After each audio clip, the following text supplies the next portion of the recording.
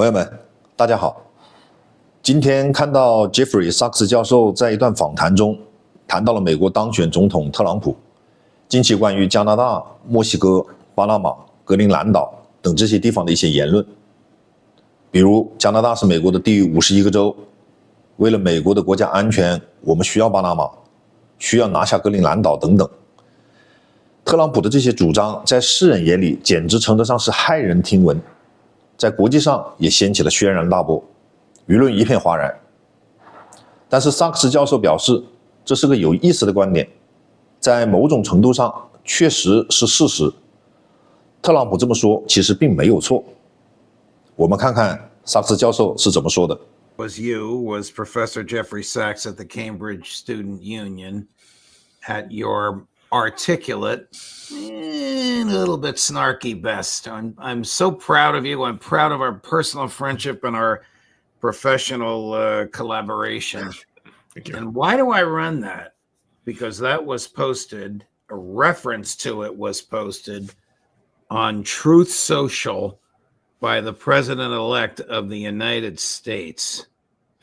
Jeff, if you could have his ear, oh my God, millions of human beings' lives could be saved.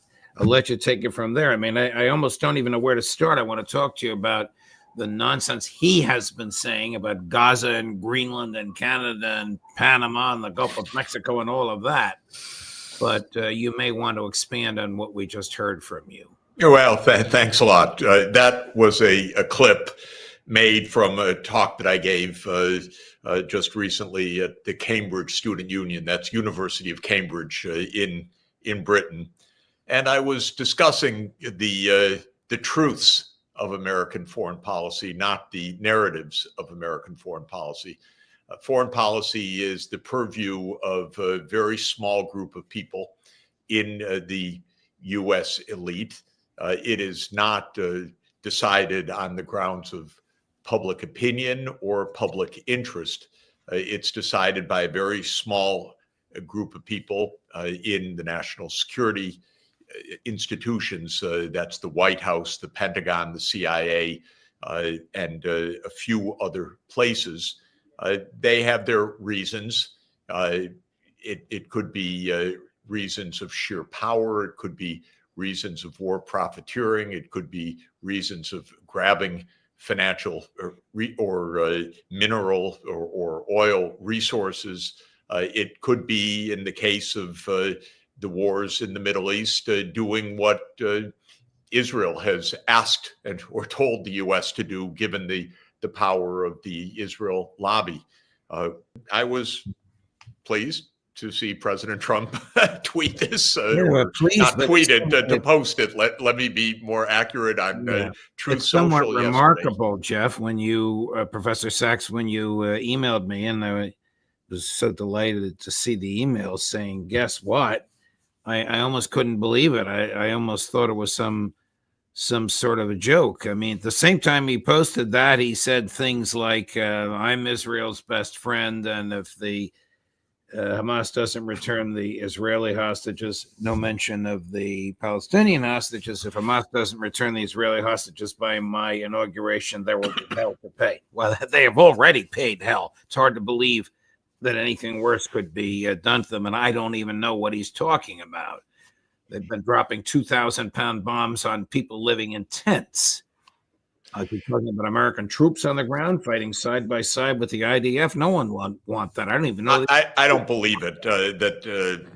I don't believe with what Trump has said and how he campaigned and seemingly how he thinks about these issues, that's what he wants or what he would do. It's a little complicated to guess, and so I don't even try to guess. But in his long meeting with the press yesterday, he said one thing that I think was extraordinarily important, and that was that he understood that NATO was the deep irritant of Russia in the case of the Ukraine war. And he said, I understand that. That makes sense. it's interesting if Trump will think through the eyes of the adversaries. How would Russia view something? How would we view what we are doing to Russia? How would if Russia were to do the same, or how do we understand how Russia feels about what we're doing, or the same with China? It would be a much better world if we could arrive at a situation where a president not only recognizes but acknowledges, boy, what we're doing is really provoking the other side, because most of the danger that we face in the world, and this is very important for Americans in particular to understand this, we are not at any security threat at all from the rest of the world, except if we get ourselves all blown up. So the only way that America is threatened, not by an invasion, not by an attack by China on the American homeland, this is impossible, but a nuclear war. And so the first thing one asks is, how do we avoid that? And the first answer to that is, well, don't provoke each other. If you're a major power, just keep some distance with the other major powers. Now, what's also extremely interesting, and I think it has everyone's eyes wide open and shock and so forth, but I want to make a point that isn't exactly made about it. Trump has talked about Canada's the 51st state, and we need Greenland for American security. We need Panama for American security, and so forth. Whatever one says about those statements, what Trump is saying is for the American homeland to be safe, our neighborhood has to respect our security.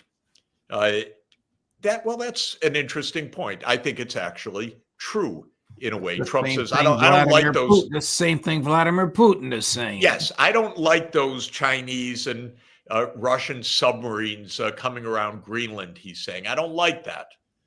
You know what? That's right. And they don't like it when our submarines are right on their coast or their border. Right. And President Putin has been saying, and before him, President Yeltsin, and before him, President Gorbachev, we don't want your military base on our border. Not so hard to figure out.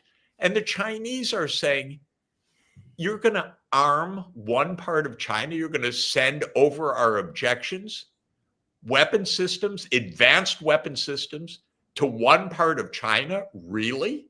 You're going to do that? Can you imagine in Donald Trump's mind what it would be like?